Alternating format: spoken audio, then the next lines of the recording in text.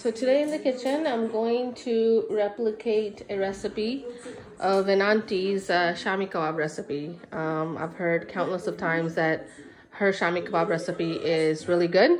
So I'm going to replicate it and see how it goes. So chicken breast, and then she said fresh garlic cloves and fresh ginger piece. So I'm gonna put that in there.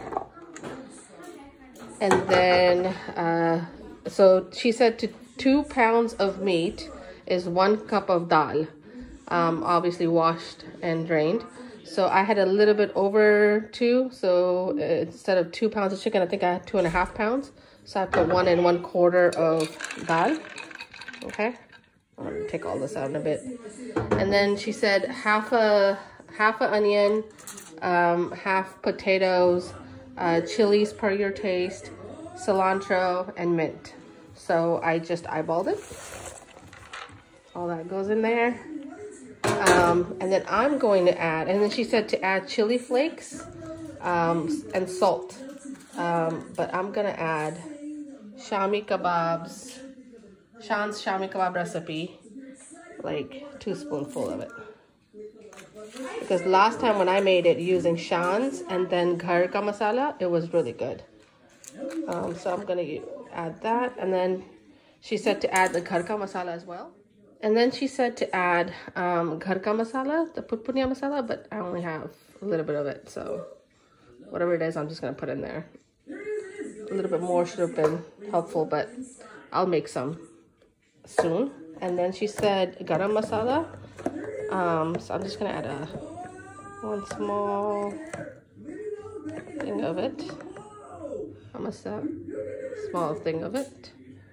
And then she said imli piece. I don't have an imli piece, but I was thinking maybe to add maybe 1 chamuch of imli chutney. I don't know. Let's just eyeball it. Let's just create my own Shami Kabob and let's see how it goes.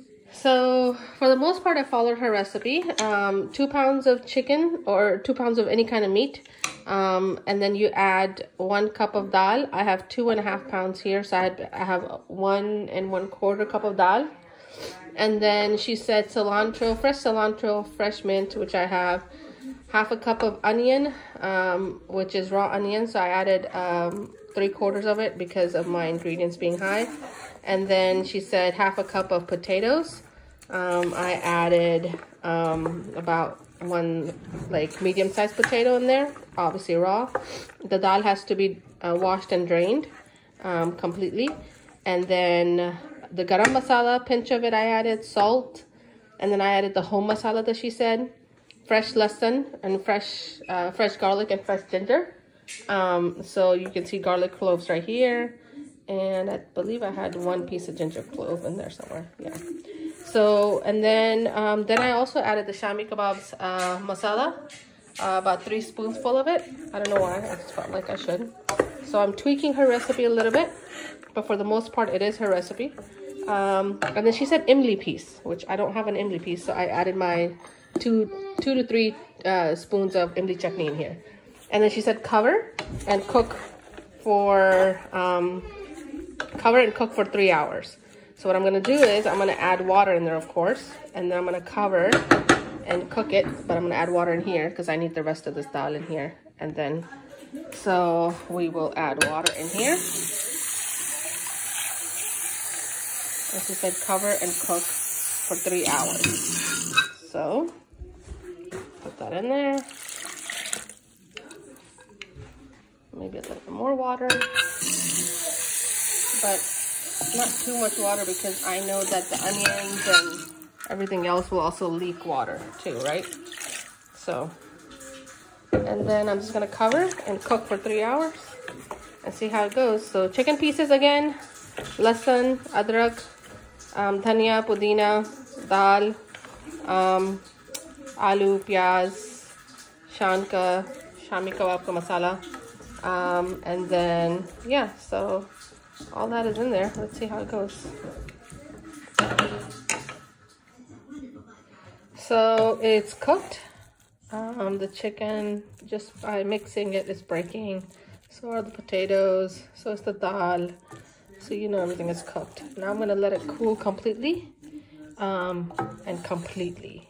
just like so cool that it can now then go into a food processor, and then we'll just process all of this and then make kebabs out of it.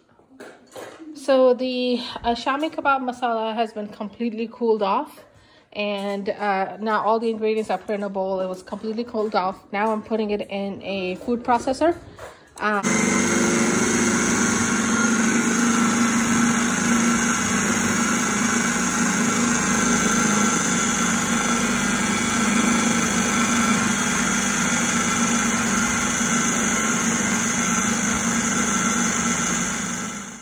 So with the Shami kebabs, I added 1 egg and fresh cilantro, and then I just make a round and then pat it gently and then freeze these. And once they become hard, then I'll put them in a Ziploc bag.